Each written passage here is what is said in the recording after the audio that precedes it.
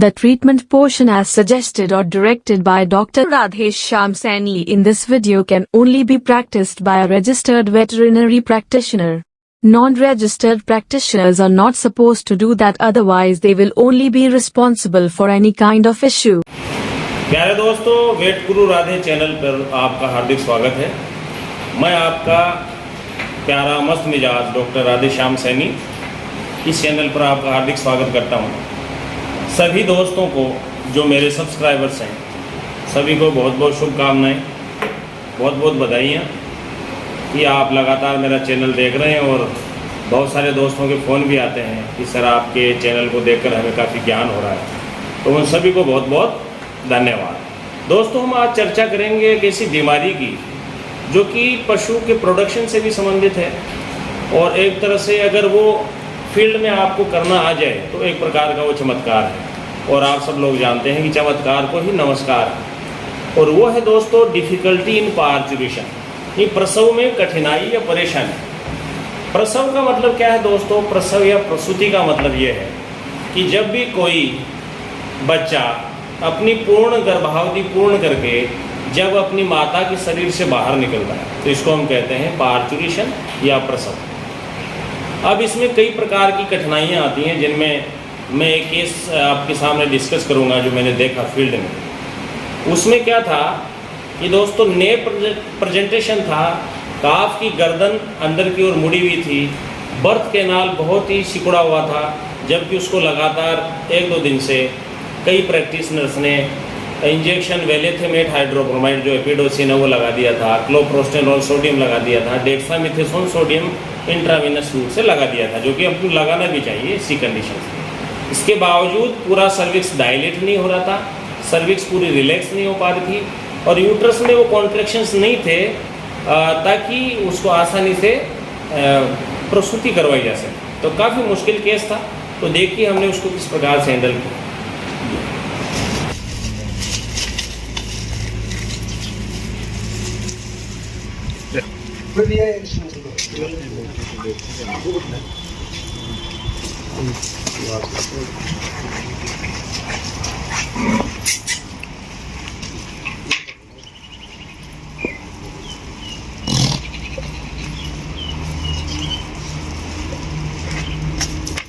तो दोस्तों, सबसे पहले इस प्रकार के केस में हम क्या करते हैं कि आप पीछे की तरफ से उसके वेजाइनल पैसेज में से सर्विकल जो कैनाल है उसमें से अगर काफ को बाहर निकालने का प्रयास करेंगे।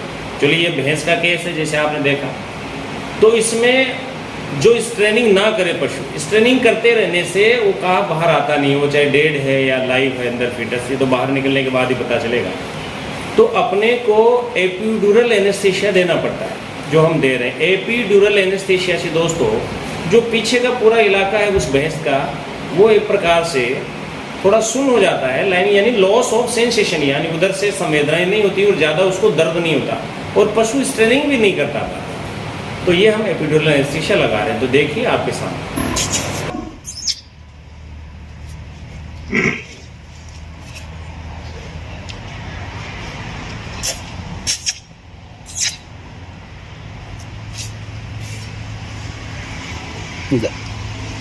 तो देखा दोस्तों आपने। अब इस भैंस में जो काफ है अंदर वो उसकी गर्दन नीचे की ओर मुड़ी हुई है, जिसे हम बोलते हैं नेप प्रेजेंटेशन यानी वेंट्रल फ्लेक्शन ऑफ नेप। जो गर्दन है ये गर्दन ऐसे नीचे की ओर मुड़ गई उसकी। अब गर्दन नीचे की ओर मुड़ गई और हाथ ऐसे दोनों बर्थ कैनाल में आ गए, लेकिन यहाँ इसमें नहीं आए, लेकिन मैं बता रहा हूँ बर्थ कैनाल में दोनों हाथ आ गए और गर्दन मुड़ गई। तो इसको हम बोलते हैं वेंट्रल फ्लेक्शन ऑफ नेप या नेप प्रेजेंटेशन। तो इसमें अब क्या होगा, आप हाथों को चाहे कितना भी खींचिए, जब गर्दन नीचे की ओर मुड़ी हुई है तो ये वाला हिस्सा बाहर बर्थ कैनाल से नहीं निकलेगा। तो ऐसी स्थिति में हम क्या करते हैं दोस्तों, जो अंदर गर्भाशय में काफ है उस काफ की जो लोअर जा है, जो निचली जबाड़ी है या निचला जो जबड़ा है, निचले जबड़े पर भी लोअर इंसाइजर्स होते हैं, लोअर इंसाइजर टीथ होते हैं, उसके जस्ट पीछे उस लोअर जाके यहाँ पर इस जगह पर अपने को नायलॉन रोप से इसको गांठ लगाकर अंदर गर्भाशय में ही उस काफ की लोअर जा को बांध देते हैं, ताकि उसको हम खींचेंगे तो उसकी गर्दन ऐसे सीधी हो जाए और सीधा होकर बर्थ कैनाल में आ जाए। तो हमने देखी कैसे रस्सी बांधी उसकी लोअर जा में, देख तो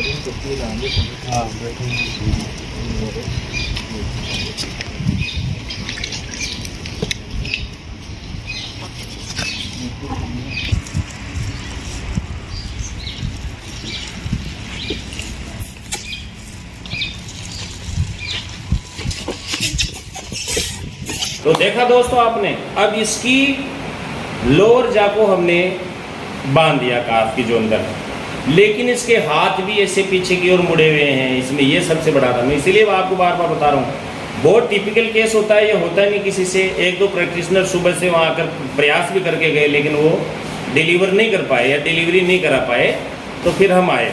तो अब देखिए इन हाथों को भी, क्योंकि सबसे पहले तो गर्दन को सीधा करना जरूरी है, जो हमने लोअर जा में बांधा और इसको खींचेंगे, सीधा करेंगे। अब इसके जो 4 लिंक्स हैं, राइट और लेफ्ट, दोनों वाले 4 लिंक्स ऐसे गर्दन के पास में से ऐसे आने चाहिए। इसी को बोलते हैं अनुदैर्ध्य प्रस्तुति, यानी इसको हम बोलते हैं लॉन्गिट्यूडिनल, और वो भी एंटीरियर साइड से। ये प्रसूति का, प्रसव का सामान्य प्रेजेंटेशन में पोस्चर है, जिसको हम कहते हैं एंटीरियर लॉन्गिट्यूडिनल, यानी कि दोनों हाथ आगे और गर्दन उनके पीछे ऐसे होंगे, तो ये एकदम सही उसकी पोजीशन और पोस्चर है और प्रेजेंटेशन है, ताकि हम उसकी प्रसूति करवा सकें और दिक्कत नहीं आए। तो हमने देखिए किस प्रकार से इसके राइट और लेफ्ट दोनों ही 4 लिम्स में रस्सियाँ बांधी, उनको पकड़कर सीधा करने के लिए। ये रहा आपके साथ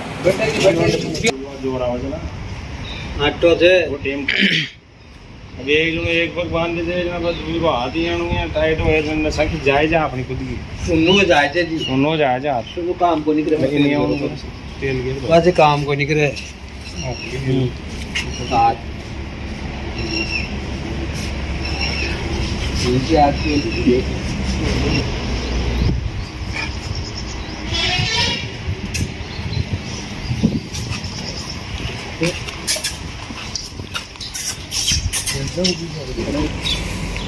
बोल ले लो लोग।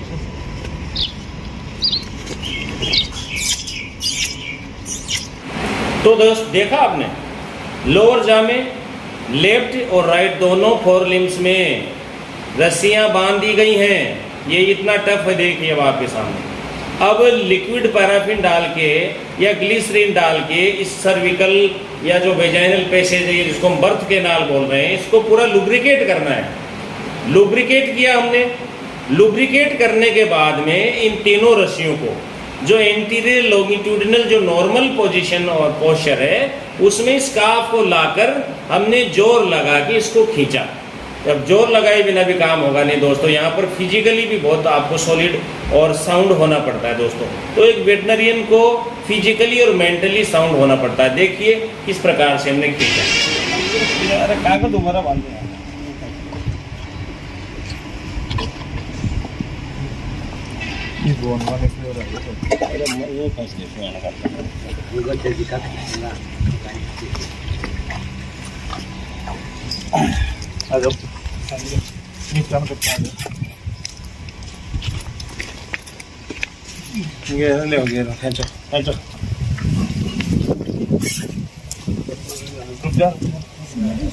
निकल पानी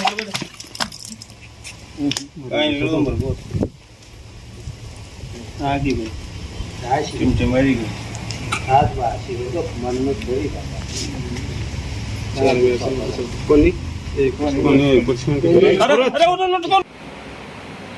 तो देखा दोस्तों कितनी आसानी से। अब वो आसानी तो मैं शब्द नहीं कहूँगा, क्योंकि हमें भी काफ़ी प्रयास करना पड़ा और काफ़ी मशक्क़त करनी पड़ी, इंजेक्शंस भी लगाने पड़े, मेंटली फिजिकली पूरा एक्टिव होना पड़ा। तो देखा आपने किस प्रकार से हमने इतने मुश्किलात हालत में या ये परेशानियों और कठिनाइयों का सामना करते हुए इस प्रकार के टफ डिस्ट्रोफिया को हमने हैंडल किया और काफ को आराम से शरीर के, यानी उसकी माता के शरीर से बाहर निकाला, जो आपको हमने इस वीडियो के माध्यम से दिखाया। तो दोस्तों याद रखिए, इस प्रकार का केस आप भी इसी तरह से हैंडल कीजिए, अपने गुरु में श्रद्धा रखिए और चैनल देखते रहिए। बहुत ज्ञानवर्धक बातें आपको बताई जाती हैं और रियल नॉलेज आपको बताया जाता है, इसलिए चैनल से जुड़े रहिए। ज़्यादा से ज़्यादा सब्सक्राइब कीजिए, अपने दोस्तों में लाइक और शेयर कीजिए। मैं डॉक्टर राधे श्याम सैनी फिर से वेट गुरु राधे चैनल पर आपका हार्दिक स्वागत करता हूँ। नमस्कार।